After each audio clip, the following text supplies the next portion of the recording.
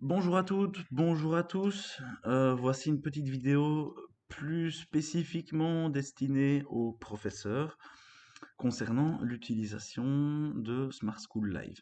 Donc, à savoir évidemment, c'est que Smart School Live est une plateforme qui est utilisée dans le navigateur Internet, pas n'importe lequel. Il faut, si possible, utiliser soit Google Chrome, soit Mozilla Firefox. Donc ici, je vais démarrer Firefox qui est mon navigateur de prédilection, même si il est parfois plus simple d'utiliser Google Chrome. Donc ça, je vous laisse choisir. Je me rends sur Smart School, je me connecte, je me rends évidemment dans mon cours, hein. On imagine le cours dans lequel vous avez examen, ou vous donnez examen, ou vous donnez cours. Ici, moi j'ai une UE de test. Ensuite, il faut cliquer sur... Attendez, je vais mettre ça de côté. Hop, voilà. Il faut cliquer ensuite sur Live. On a un petit temps de chargement. Au début, en fonction du nombre de participants potentiels à votre cours, en fonction du nombre de gens qui sont inscrits, vous ne pourrez pas, de base, activer ni le micro ni la webcam, ou juste pas activer la webcam. Ça dépend du nombre de participants. Vous pourrez toujours activer le chat du groupe. Dans tous les cas, nous allons le voir après, vous pourrez de toute façon activer la webcam, mais ça se fera après, une fois que la session sera créée. Donc, on clique sur débuter la session se crée, on a un petit temps de chargement et puis on a un changement de page. L'ordinateur va vous demander si vous souhaitez utiliser votre microphone. Bien sûr, vous cliquez sur microphone. Ensuite, vous allez devoir autoriser le site Smart School a accédé à votre microphone. Et là, l'important, c'est de choisir le bon. Vous pourrez avoir ainsi une petite liste de plusieurs microphones, donc vérifiez que vous choisissez le bon microphone. Si vous vous trompez, que vous choisissez un mauvais, un qui ne fonctionne pas, vous devrez, donc ici je prends exprès un qui ne fonctionne pas pour vous montrer, voilà, je peux dire que ça fonctionne et puis les élèves me disent qu'ils ne m'entendent pas. Je recharge la page grâce à la petite flèche qui tourne sur elle-même, j'actualise ou je rafraîchis. Il y a aussi plusieurs raccourcis clavier, hein, F5 ou CTRL R. Bon, où je clique sur la petite flèche, la page se recharge et je vais avoir à nouveau la question. Je souhaite utiliser mon microphone et là je veille à sélectionner le bon. Je clique ensuite sur autoriser. Il peut vous le demander plusieurs fois. Connexion au test. Je m'entends en écho, c'est que ça fonctionne. Et je vois ici que je parle. Je vois mon pseudonyme qui se met en bleu. Donc je sais qu'on m'entend. Et je vois également des petits cercles autour de l'icône du micro. S'il y a du bruit ambiant ou si je dois parler en privé chez moi, je suis toujours j'ai toujours la possibilité de me rendre silencieux. Et on voit que mon petit logo ici à gauche est rouge, donc on ne m'entend plus. Et je peux après me réautoriser à parler à nouveau en cliquant sur la même icône. Ça, c'est la première chose. Deuxième chose, dans l'état, les étudiants qui rejoignent ne sont toujours pas capables de parler parce que le partage de leur micro n'est pas autorisé. Ça veut dire que quand ils ont souhaité rejoindre, d'ailleurs je vais peut-être démarrer le compte étudiant pour vous montrer. J'espère ne pas avoir de soucis. Surtout me souvenir du mot de passe. Voilà, donc ici c'est un compte étudiant. Je me rends comme étudiant dans l'UE, dans le live. Pareil, j'ai un petit temps de chargement. Je suis la session qui a déjà commencé. Et on va voir ici, en tant qu'étudiant, je ne peux rejoindre que la lecture audio. Je ne peux pas choisir de mettre mon micro. Ensuite, en tant que professeur, il faut donc que j'autorise les participants à activer leur micro. Pour ce faire, je dois me rendre à gauche. Ici, on a un petit engrenage à droite du mot utilisateur.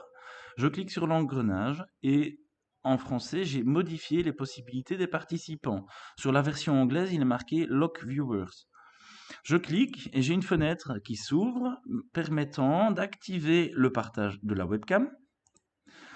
Le deuxième paramètre veut dire est-ce que les étudiants peuvent-ils se voir entre eux ou pas? Donc voir les webcams d'autres participants. Donc ça veut dire, est-ce que les participants peuvent voir les webcams des autres participants? Je pense que ce n'est pas nécessaire. De plus, cela demande davantage de bande passante au niveau des étudiants et on sait qu'il y en a certains qui n'ont pas forcément une très bonne connexion Internet, donc ce n'est pas leur rendre service que de leur permettre de voir les caméras des autres étudiants. Ensuite, peuvent-ils partager le microphone? Donc est-ce qu'on peut les entendre? J'active.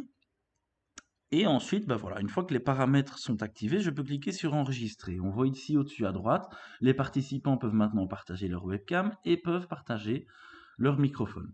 Ça, c'est une première chose. Sur mon compte étudiant, cependant, on voit que rien n'a changé. Rien n'a bougé, je ne peux toujours pas, en tant qu'étudiant, activer mon micro. C'est normal. En fait, pour que les changements deviennent actifs pour l'étudiant qui a déjà rejoint la session, il faut que celui-ci quitte la session et la rejoigne à nouveau.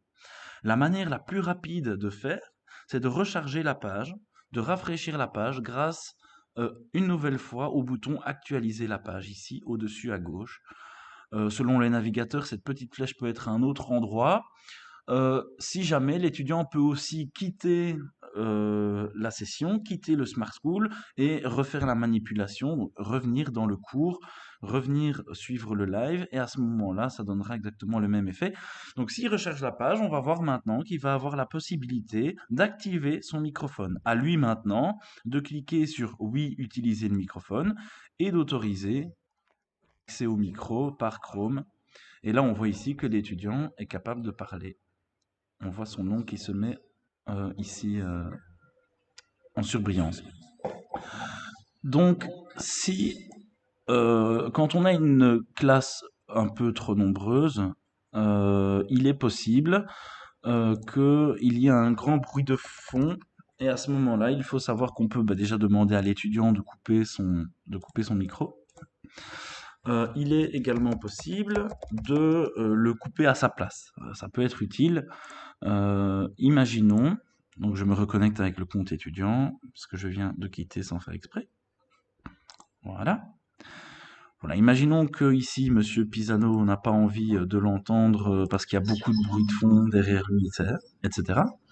Je peux, en tant que gestionnaire, cliquer sur l'étudiant et le rendre muet. À tout moment, l'étudiant peut décider de reparler à nouveau en recliquant. Donc ici, je suis sur la fenêtre de l'étudiant. Je peux, en tant qu'étudiant, recliquer sur autoriser à parler. Et à ce moment-là, on l'entend à nouveau. Et s'il oublie de se remettre muet, en tant que professeur, je vois d'où vient le bruit ambiant en fonction de l'utilisateur en surbrillance. Je peux cliquer à nouveau sur l'étudiant et le rendre à nouveau muet. Voilà, donc ça c'est tout ce qu'il y a à savoir au niveau de Smart School. On pourrait aussi rajouter le partage de la webcam, donc ça fonctionne de la même manière. Je clique sur partager ma webcam. Je l'autorise ici à gauche. Parfois, il faut le faire plusieurs fois. Ici, en l'occurrence, je dois le faire 3 fois. Ah non, voilà, 3 fois. Et ici, on voit ma webcam qui s'active. Je peux aussi décider de partager mon écran. Alors là, sur Chrome et Firefox, la méthode est similaire, mais c'est peut-être un petit peu plus simple sur Google Chrome. Sur Firefox, quand je clique sur partager mon écran, j'ai à nouveau une fenêtre qui s'affiche ici au-dessus à gauche, et je dois sélectionner une fenêtre ou un écran. Donc je peux soit partager une fenêtre spécifique, soit l'écran entier. Moi, je conseille toujours de partager l'écran entier. Donc je clique sur écran entier, autoriser, et les étudiants seront capables de voir mon écran. Alors pourquoi est-ce que ça se met en cascade? C'est parce qu'en fait, Smart School m'affiche ce que je suis en train de partager. Comme je suis en train de partager mon écran, évidemment, on voit mon écran qui partage mon écran, qui lui-même partage mon écran, et ainsi de suite, à l'infini. Voilà, j'espère que c'était clair, que cette vidéo aura pu vous éclairer sur le fonctionnement de Smart School Live. Pour toute question, n'hésitez pas à me contacter par mail à gnormand@esa-namur.be. Au revoir.